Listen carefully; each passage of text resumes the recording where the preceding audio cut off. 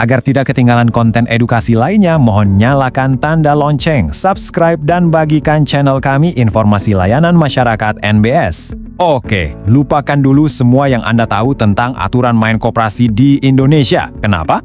Karena yang akan kita bedah hari ini tuh bukan sekedar pembaruan biasa, tapi sebuah revolusi total, Permenkop UKM nomor 8 tahun 2023. Jadi, pertanyaan besarnya kan ini, apa sih sebenarnya isi dari peraturan baru ini?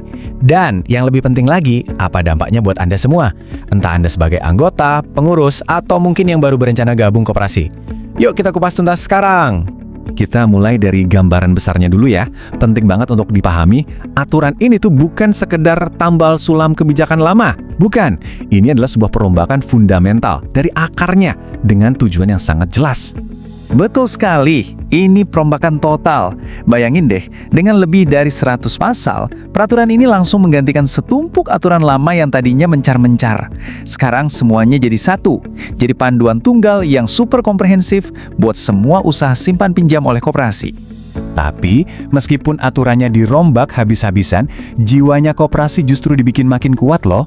Prinsip inti dari, oleh, dan untuk anggota itu sekarang jadi lebih kokoh. Kenapa?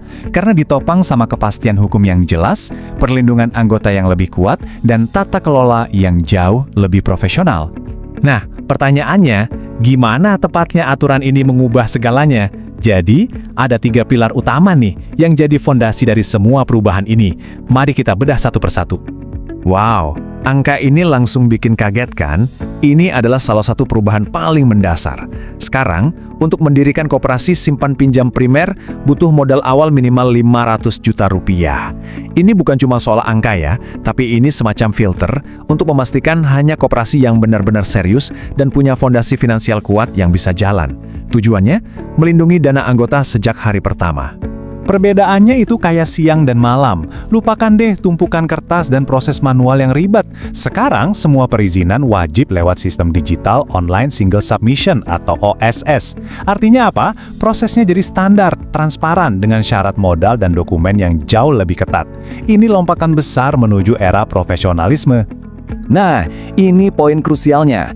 Era koperasi yang dijalankan asal jalan itu sudah selesai. Sekarang, setiap koperasi wajib punya standar operasional manajemen yang baku. Mulai dari cara menyalurkan pinjaman, mengelola risiko, sampai menganalisis kredit, semuanya harus dijalankan dengan prinsip kehati-hatian, persis kayak lembaga keuangan profesional. Oke, aturan yang ketat tentu percuma kalau nggak ada pengawasan yang kuat kan? Nah, inilah pilar berikutnya. Gimana caranya memastikan dana anggota itu aman dan koperasi dikelola secara profesional. Era asal tunjuk untuk jadi pengurus dan pengawas itu sudah lewat. Sekarang mereka wajib punya kompetensi dan integritas. Bahkan pengelola profesionalnya wajib punya sertifikasi keahlian. Ditambah lagi, ada kewajiban mengenali anggota untuk mencegah pencucian uang. Fokusnya jelas banget, profesionalisme dan keamanan. Pengawasannya pun sekarang dibikin berlapis. Ada pengawasan internal dari pengawas koperasi itu sendiri, buat mastiin operasional harian sesuai aturan. Terus ada juga pengawasan eksternal dari Kemenkop UKM atau Pemda yang fokusnya ngecek kesehatan keuangan dan kepatuhan regulasi. Jadi nggak ada lagi celah. Dan biar semua aturan ini benar-benar jalan, ada sistem sanksi yang tegas. Ini yang bikin aturannya jadi bergigi. Koperasi wajib lapor keuangan secara berkala. Kalau melanggar, konsekuensinya jelas dan bertingkat. Mulai dari teguran tertulis sampai sanksi paling berat, pencabutan izin usaha. Ini adalah era baru akuntabilitas. Oke, kita udah bahas detail-detail aturannya. Sekarang, ayo kita coba mundur sedikit dan lihat gambaran yang lebih besar. Sebenarnya, mau dibawa kemana sih arah koperasi kita ini? Apa visi besar di balik semua perubahan ini?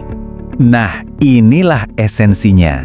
Permenkop 8 2023 itu bukan cuma kumpulan aturan, tapi ini adalah sebuah peta jalan atau roadmap. Tujuannya mentransformasikan koperasi dari lembaga yang mungkin sering dianggap tradisional menjadi pemain kunci di sektor keuangan formal yang modern, profesional, dan pastinya tangguh. Biar kita paham seberapa besar perubahan ini, coba lihat evolusinya. Sebelum Juni 2023, aturan koperasi itu terpisah-pisah, nggak terintegrasi. Nah, sekarang kita punya satu acuan tunggal. Dan yang paling penting, semua koperasi yang sudah ada saat ini wajib masuk masa transisi untuk menyesuaikan diri. Nggak ada yang terkecuali. Jadi kalau Anda harus mengingat satu hal saja dari seluruh pembahasan ini, inilah dia. Inti dari semua perubahan ini adalah mendorong koperasi untuk naik kelas, menjadi lembaga keuangan yang sehat secara finansial, profesional dalam pengelolaannya, dan yang terpenting, bisa dipercaya sepenuhnya oleh anggota dan masyarakat luas. Sebagai penutup, yuk kita renungkan pertanyaan ini bersama. Dengan semua standar dan aturan yang lebih ketat ini, apakah kita sedang menyaksikan akhir dari model koperasi yang tradisional? Dan apakah ini justru menjadi awal dari sebuah era baru bagi koperasi Indonesia yang jauh lebih kuat, lebih modern, dan lebih berdaya saing? Waktu yang akan menjawabnya.